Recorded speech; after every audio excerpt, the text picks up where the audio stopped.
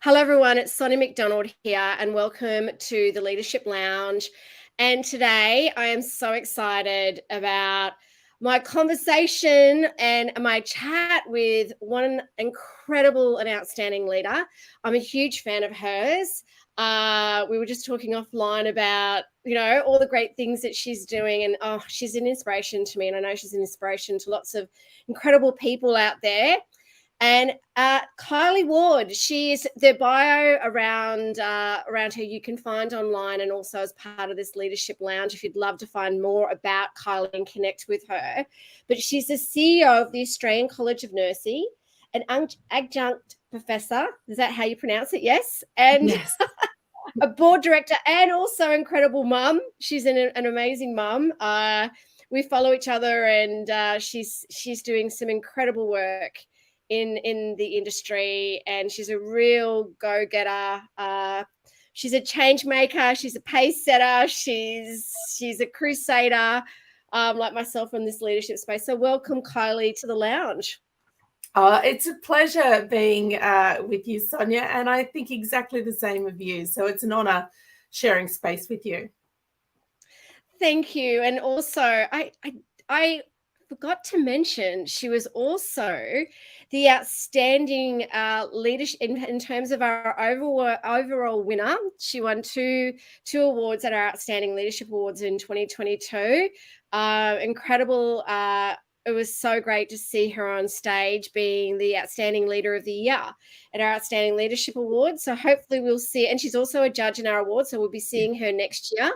And wow, someone's gone, wow, this is great. Wow, Kylie, how awesome. Okay, so isn't that great to see someone that's already commented? So thank you. So I would love to know, even though I've got a list of questions here, tell me what's been going on in your space. What's been some highlights or successes for you recently? It's I just finished writing our newsletter through my organisation to members, and I was just mentioning, the momentum of the year has been incredible, and we're knocking on October's doors, and you think, hang on, where did it all go? But I think there's so many issues, there's so many topics, there's so much to put our energy into and fight for. I think it's really important that we're very specific about that.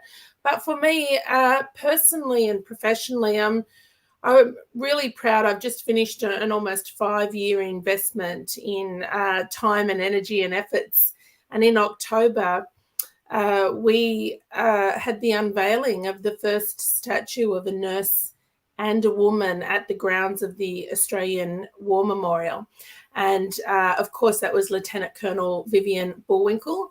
It had taken me almost 5 years of initially seeding the idea, going to the War Memorial. Then we did the fundraising. And then to sit there in August with tears in our eyes and family and military and nurses and know that we've made history was just, those moments when it's quite serendipitous to think of where we come from and seeing something through to fruition. So that was a very special moment, and I'm just completing, hopefully this weekend, my chapter of a book about the Bullwinkle project. So it's still in my mind, but we've honoured Vivian and the 21 nurses who were massacred beside her in 1942.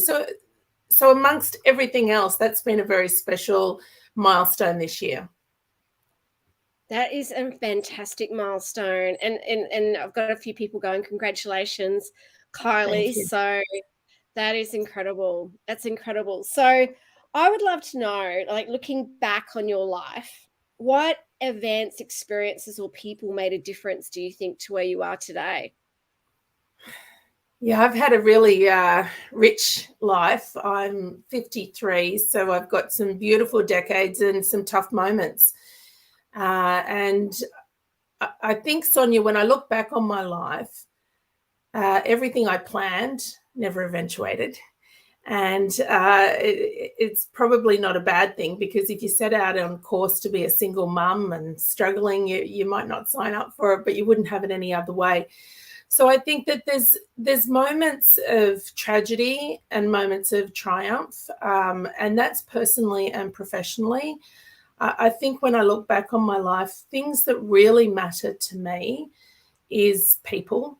You lose things, you gain things, your marriages don't work out, or friendships that you think will be there through a lifetime don't. So as you get to different stages of your life, and I say this to my sons, you don't know yet who your best friends will be. There's people now, but in your 20s, you don't know. So it's always the relationships and the people that matter. I really value loyalty and trust, and I give that.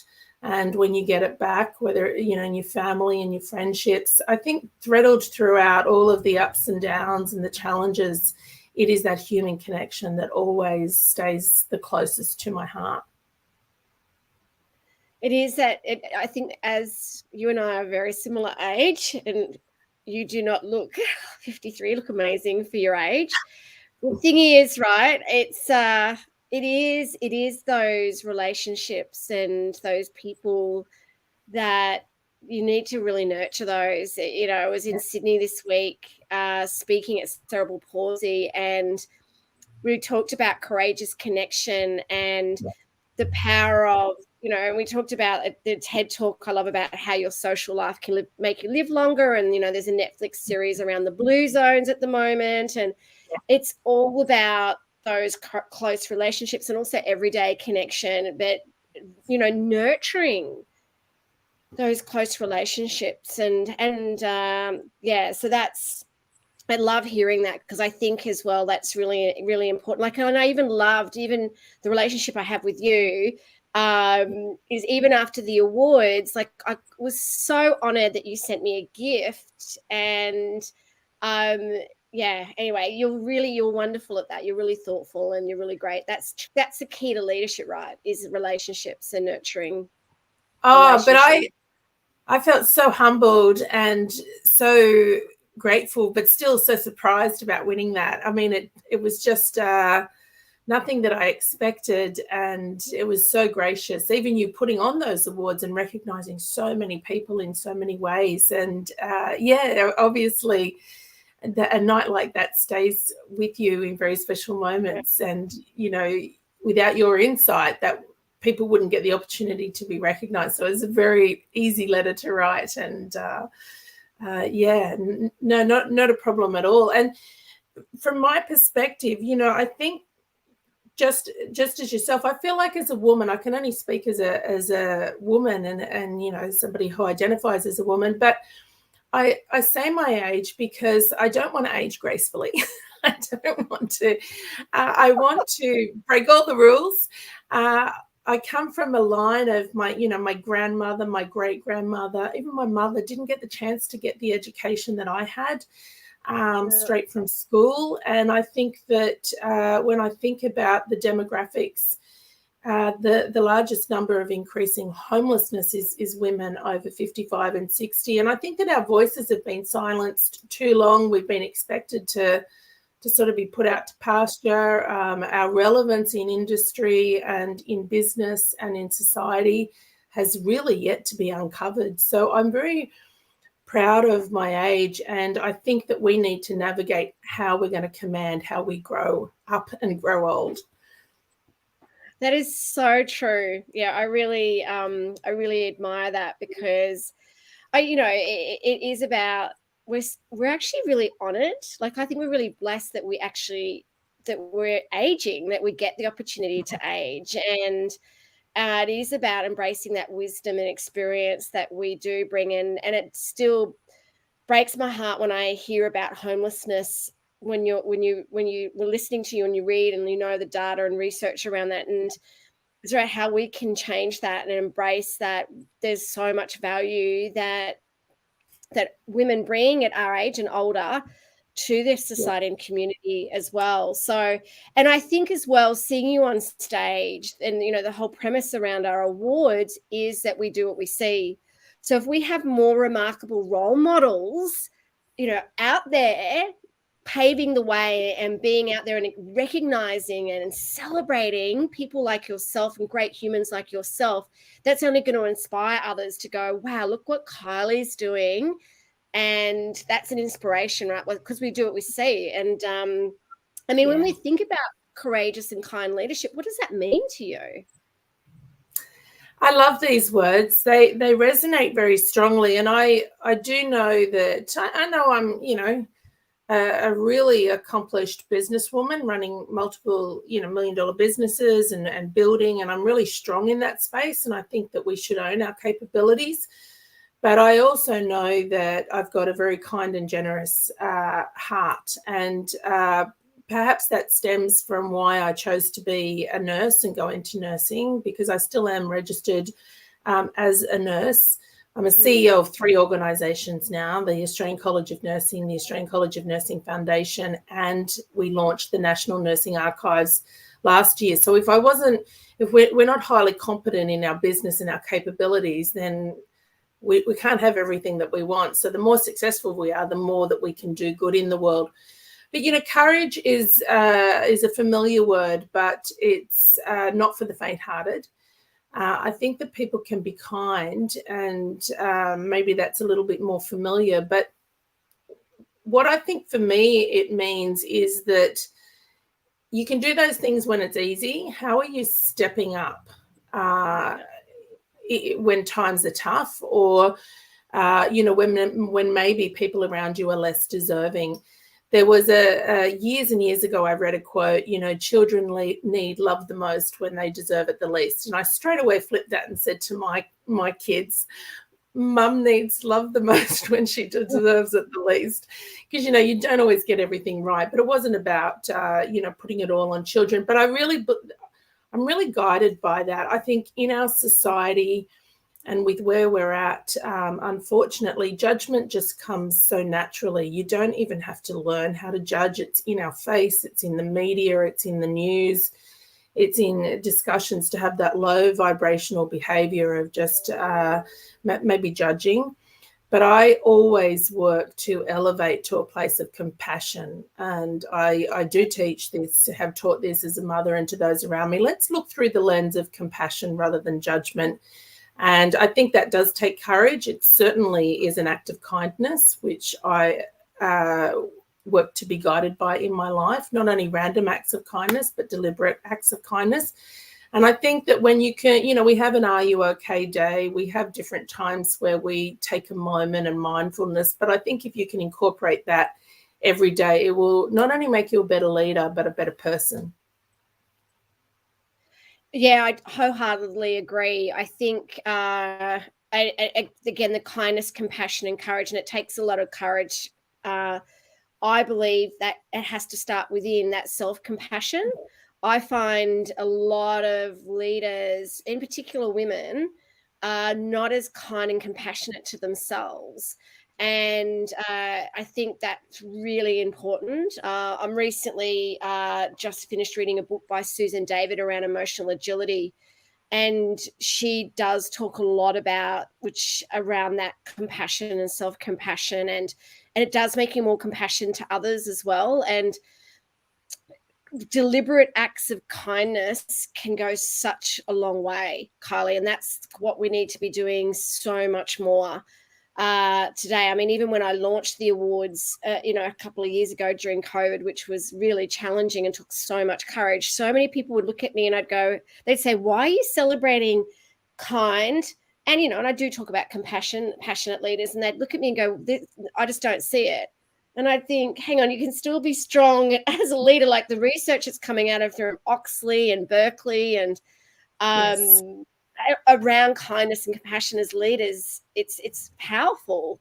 And then when we went through COVID and we had the awards, people went, I really love this now. I see what you're trying to do. And I thought, okay, so it's so good. And I know that it's so in your DNA. And I know you're leading so many different elements and you play so many roles as a leader, right, in terms of what you do. But why does it matter to you, and why does it play such an important part in your life?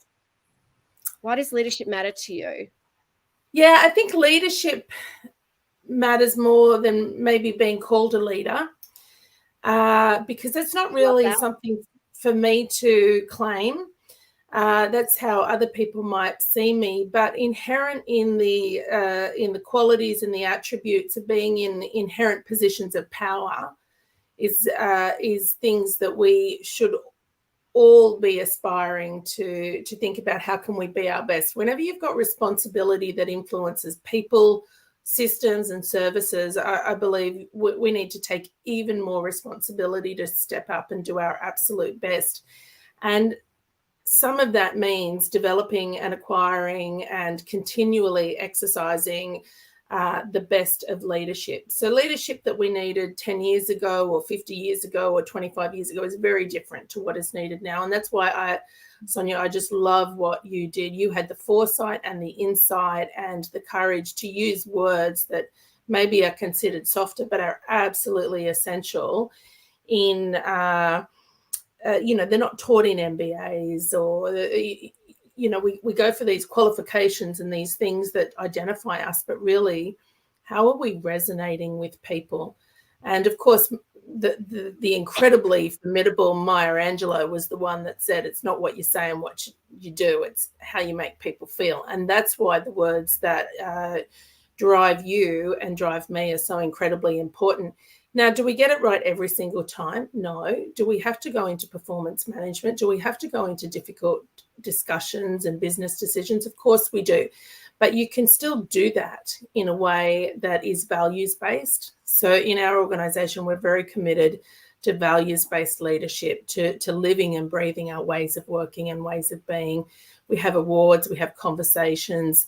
I have it as a top priority in my executive leadership meetings. They're always wondering what I'm going to ask about it because I don't ask the same questions. I'm sometimes asking to identify people that exhibit our values and our qualities, and other times I'll say, how have you led in that way? So I think that there's a way of really embedding in the fabric of our organisations as living organisms of who we want to be and the style. And then, if we don't get it right, just ask forgiveness. We're human as well. And so I think we need to take that pressure off ourselves. And part of that is being courageous and kind to ourselves in being able to say, I didn't quite get that right. Give me some feedback about how I can do it better. I absolutely think feedback's key, and it is a great honor and responsibility to be a leader. Kylie I've just lost Kylie, so I don't know what happened there. I was about to ask her how does she be her best around being a leader. So while we're trying to get Kylie back on, what I thought is I might talk about some of the things I do to be my best as a leader.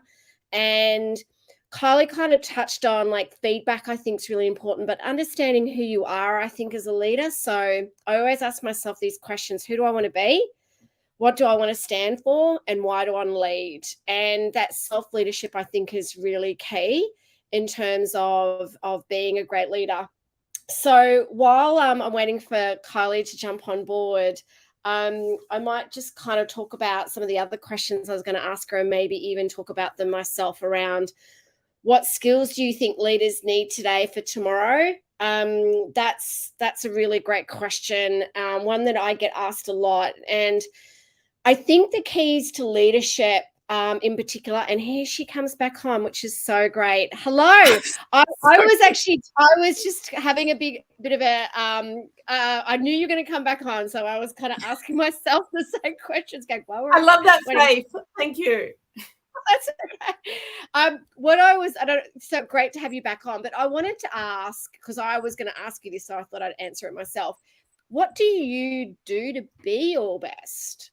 In terms of that leadership is being on, how do you be your best? Look, it's a tough one, isn't it? But I think that question is something that's worth putting on a Post-it note in our bathroom, because I can't be anybody else's best. And, you have qualities. So many people have qualities that I admire and I love. And, you can take bits of everyone, but it is really important to understand who we are, what we bring to the table. In fact, we have a birthright to be heard, to be seen, and to be valued at every stage of our life and at every stage of development.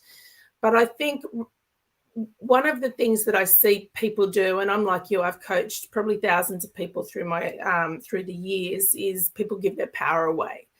So I can only be my best, but that means pushing to be the best. And we all have strengths, and we all have areas that need strengthening. So for me, it is on several different fronts. It's physical. It's not about conforming to society's objectification of women and being a certain size, which I'm not. I'm larger than the average woman. But this is the body that I've been given, and I love every cell of it. And some of it's indulged more than others. But it's about being healthy and strong, which is why I started Nurse Strong several years ago. So it's about investing physically, emotionally, spiritually, and intellectually. So I will do different things on different days to nurture my soul and to nurture myself and to nurture my mind. And I'll do that professionally and personally. So just like you know, I'm an avid reader. I'm always hungry to understand people. I've got a love of people and a fascination of behavior and patterns of behavior, probably including my own.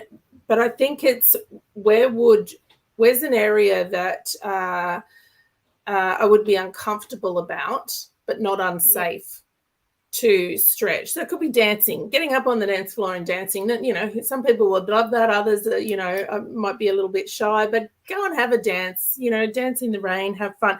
It doesn't have to be major life-changing. But I think if you look at different parts of your life, I started to write down in a journal areas that I want to strengthen. So creativity, you know, my brain I'm on 3 national boards, my head's in a lot of documents, I'm thinking in a very structured way. So how can I be creative and allow free-flowing expression without feeling judgment? It's not my job. So, you know, do I paint? Different things that I will try. I'm thinking about a ceramics class where I can go and sit amongst the people without pressure. I think that people will have their own. Some people want to climb a mountain and conquer or something. That's not me. I'm happy to walk around the block, and that's a conquest. Lay on the ground and do 20 sit-ups. It's like, go, girlfriend. But that compassion to be, you did it. So even a 15-minute stretching or something is like, that's the best I could do today, and like high five me for doing it. So there's many different facets I think that we should be exploring and expanding to be whole and to be healthy and to be well. And instead of talking mental illness, I think that this really then contributes to mental fitness, just like our physical fitness. We need to be doing things to just allow joy, to allow our heart to sing, and to allow ourselves to learn new things and be able to seek feedback. I love everything you've just said. And I love the fact you kind of do think about it from a spiritual, intellectual, physical, like that sort of space. I love that.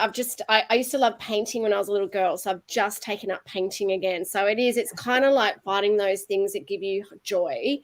And yes. And allowing yourself to to do things that are serve yourself, make your heart sing. So thank you for that. I'm a bit the same walking around the block. What skills? I'd love to know what skills do you think leaders need today for tomorrow? I think that there's a couple that there's lots of different skills. I think if you're an expert in one thing, that's not necessarily leadership. That's an expert in one thing. So I think that there's being technically skilled in an area, or, you know, being an academic, or you've got a body of knowledge or a body of expertise. It could be working on a car or working on, you know, whatever. But I think leadership inherently means you have to go higher than your technical ability, and you have to think broader and keep challenging. So the most important thing around leadership versus being a leader, because that's other people decide if they want to follow us or if they consider us a leader, even though some people are appointed in leadership positions, then the most important thing, I could talk transformational, transactional, authentic, situational. There's a million different definitions of leadership. But at the end of the day, if you are to consider being worthy of having any influence on outcomes or people's lives, you must work on yourself. The most important thing I would say to anyone considering leadership is we all carry trauma. We all carry heartache and pain, and being in this earthly experience means that we're sensitive souls, that things get stuck in our bodies and cells, and it's how do we release? How do we go back and nurture our inner selves, our younger selves, and be in a position to allow healing to occur and to allow releasing to occur, so that we're not carrying things that no longer honor us. Otherwise, we run the risk of it sitting in our subconscious, sitting somewhere in our cell memory, maybe not even in our conscious realm, but we trigger and we react rather than responding. And so I think to be able to sit and to contemplate, to not jump in too early, requires an enormous amount of self-work. However that is done, certainly medication, certainly getting outside, certainly connecting with nature, certainly sitting with other people. The fact that at this point in time, over the last few years, that new diagnoses, medical diagnoses have been added that is called loneliness and isolation is a massive worry in an overpopulated world. These are now medical diagnoses. How could this be so? So people are sitting around us very lonely and very isolated. So I think how can we be someone who shows a sense of connection and compassion? And I think the more we work on ourselves, the more we have to give and the better present we're able to be. So what could we be doing more? How could we be doing more of that, do you think? If someone's listening to you going, I know, I can see it, I know this is a challenge, what could we be doing? It is definitely the pace, the pace of change and the rate of change. It's not just it is, and I'll talk just from a health perspective, it's relentless. We're constantly tied in the political agenda. There's always an issue. We're in the fifth industrial revolution. So we have so much technology, a digital platform, so many advancements. We're looking at AI, and yet people are just as sick or even sicker than they always were. So to me, there's a massive disconnect between where we should be in the advancement of being almost a quarter of the way through this century from, say, last century in communicable and non-communicable diseases. And so I think that I'm really getting to a point now where it's self-ownership, self-empowerment. Our hospitals, our systems are overloaded, overwhelmed. I'm now watching the health professionals become unwell, become burdened, and look at moral injury through COVID and just keep carrying the burden of the diseases and the people that they're caring for. So ultimately, if we're not careful, they're going to become the patients and the consumers. And the Treasurer a couple of weeks ago released in the press club, did a speech about the intergenerational report. So what we know by 2030 to 2050 is there's going to be more older people and less people in society to be looking after them, to running the economy, to contributing. So we're about to have even more change, and there's more people we'll be needing to care for. So I think that no matter how busy it is, and I keep saying in my organisation, we need to slow things down. Just as importantly as it is to say, what am I going to take on, is to say, what can we stop doing, what can we put on hold, or what can we say goodbye to? You know that old, if you buy a piece of clothing, get rid of a piece of clothing. I'm not very good at that. I hang on. But, they say don't bring a piece into your wardrobe unless you're prepared to let a piece go. I think we need to do that in our lives with more work that we take on. And more that is expected of us is, hang on, we can stretch, and but you can stretch people so far that the elastic breaks. And I think that's where health is getting to. So now we need to reform, create a revolution, an evolution, and really the caterpillar to the butterfly. We cannot keep doing what we've always done. So where are we going, and how can we take care of ourselves to get there in a way that honours the societies and the communities and the individuals that we work with and that we live in? I love all that, and it is about that self-power. And I think one thing I would love everyone to do is, like, when they're out and about, whether they're buying a coffee or they're at Coles or they're going through security at the airport, is actually acknowledge the person and say thank you and show gratitude and say hello and show kindness. I was at the I was on my way to Sydney to speak at this event, and I was going through Brisbane Airport. And as you do, it's a bit of a rush, and getting through security is always a bit, okay, you're getting all your laptop out and you're putting it in the tray. And the man standing at security that was helping with the trays, I looked up at him and I said, "Hi, how are you today?" And he looked at me and he went, "Excuse me?" And I said, "How are you today?" And he went, "Good." And I said, "Oh, thank you so much for helping me." And he looked at me and he said, "What?" And I said, "Oh, have I said the wrong thing?" And he said, "No." He said, "I've been here for Kylie," he said, "I've been here for 6 days and not one person has acknowledged me." And I said to him, "That can't be right." And he said, Yeah. I thought, what is going on? Are we kind of living in this busyness where we can't even show up and actually see the person in front of us? Yeah, that's so powerful, Sonia, because, just like I said before, we have a birthright to be seen, but there's somebody that's doing a job and interacting with humans that just knows they're not being seen. It's transactional. And I think that I would imagine, we're in the platinum lounges and in the areas. I think it gets really impersonal, and a lot of those people are in positions of power and influence. And it might just be a bit of protection, but I think that often, I like to go and sit with the people. I'm a girl. I'm a person of the people. I'm more comfortable having a kebab somewhere rather than all the formal fancies. But really, you can shut down too much, and if we're doing that for our own protection, then we need a little bit of time out, because you do need to work out how to recharge. But I think that I completely would get that. I could just imagine that person. But how is your identity? How is your value? How is your, at a soulful, spiritual health and well-being level, what does that mean to constantly be around people who don't see you? And then, of course, you're that with your big angel wings, with a big fluff up, you're that one that does see people. And that doesn't take a degree. Each and every one of us can do what you did. And I'm a hugger. I'm like you, I'll never, not give someone a hug or a connection. And even during COVID, somebody came up to me and just grabbed me and gave me a big hug. And my son was actually with me, and he said, "Mum, you didn't hesitate." And I said, I'm not going to not hug someone. I knew I wouldn't get COVID. I just knew universally that interaction was more important, and that I would be okay. I've got really strong immunity, and of course nothing happened. But sometimes we just need to be seen.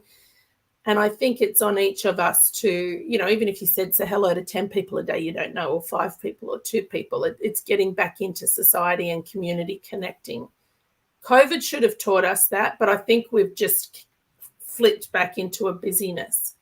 Yeah, we have this whole busyness thing. It's not a badge of honor, it's and even when people say to me, "Oh, you must be so busy," I just work really hard, but I want you to always connect, feel that I'll get back to you or be I think that's really important, because I think we have got caught up in a energetically busyness, and it fuels disconnection, right? And Yes.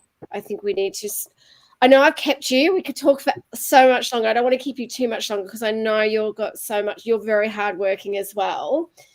What advice, just to finish off, what advice would you give leaders listening to this today, or any emerging leaders or anyone in this space, and also how can we help you? Is there anything we can do to help you? Oh, that's so beautiful. I think the advice that I would give to anyone aspiring to be a leader, or to be in the space of developing skills around leadership, is definitely get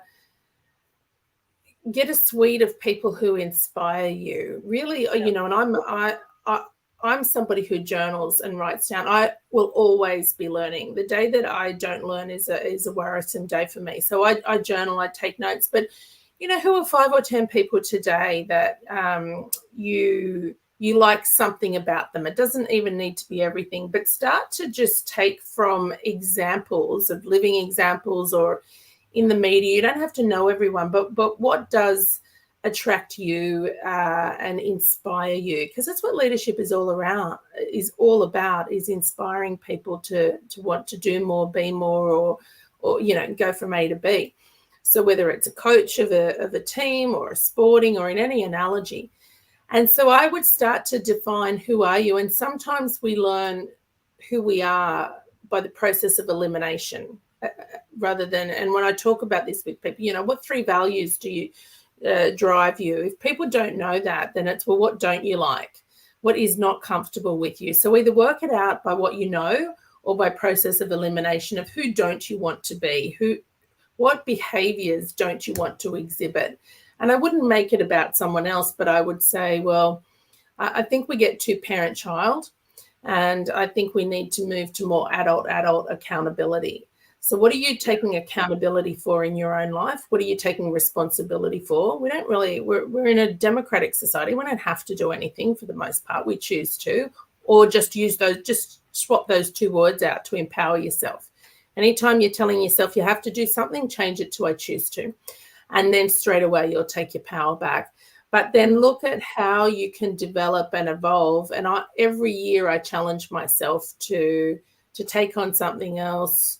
And then by decades, I think you can see, okay, in my 20s, I was doing this, in my 30s, in my 40s, wait till my 60s. It's in the little moments we don't always see it, but continue to aspire to be your best, but you define what your best is. And I think that when we lay our heads down at night, we all know if we're kind of opting out a little bit or if we're pushing ourselves. And I would just suggest, just push yourself a little bit bravely, moment by moment, day by day, but do it for you, not for the position that you can get, not for the money, because all of that follows when it's authentic. So the other thing that I would say is really identify, is this being based in ego or is this authentically who I want to be, not how I think people should see me? And stay true to yourself. It is about staying true to yourself. That authenticity is such a wonderful message, and also that self-reflection piece and being yourself for you and what that looks like, and pushing yourself a little bit more each time, and being uncomfortable, right? That takes courage. So thank you for that. Gosh, I always love talking to you and your words of wisdom. And how can we help you? Is there anything that I or we or anyone that's listening today that we could do to help you? Oh my gosh, that's so beautiful. I can't even think of that. I think that, to help in the brother, the sister, the binary, non-binary world, how we help each other is turning up for ourselves, and wherever we are. I'm from the lens of health, I'm really worried about the referendum that's coming up, because I'm hearing and reading and seeing a lot of emotion that it doesn't honor people. People can vote the way that they want to vote, but you see campaigns get ugly. You see people get hurt. You see trauma raised. So I think I think that the way that people could help me is exactly as you've said. Choose kindness. Choose not to respond or react if it's not. I always think, will this honor my highest good? And if not, cut the gossip down, finish it. Don't take it on, let it go, hug a tree, do whatever you need to. But I think that we all have the opportunity to be quite courageous to close something down that isn't honourable, or to lift it to a higher level of integrity. And I think then that sets a really nice environment for others and a safety. So if somebody doesn't quite have the courage to command safety for themselves, we can be that person in a group. But otherwise, be happy, be joyous, and use your life for purpose. I think that way we can help each other. I love that. Yeah. Use your life for purpose, and just keep honoring that kindness, right? And it's starting that self-compassion, kindness for yourself and for others. So thank you so much for connecting on the leadership and talking with me today on the Leadership Lounge. You're always so inspiring and insightful. I love listening to you, and I know everyone and all the comments that we're seeing here. There's so many people here that are like, wow, this is like so inspirational. So thank you so much for taking some time out today and talking about the world of leadership and being a great leader. So thank you. Oh, my pleasure. Big love to everyone. And Sonia, keep being you and spreading your magic in the world. It's always a pleasure to connect with you.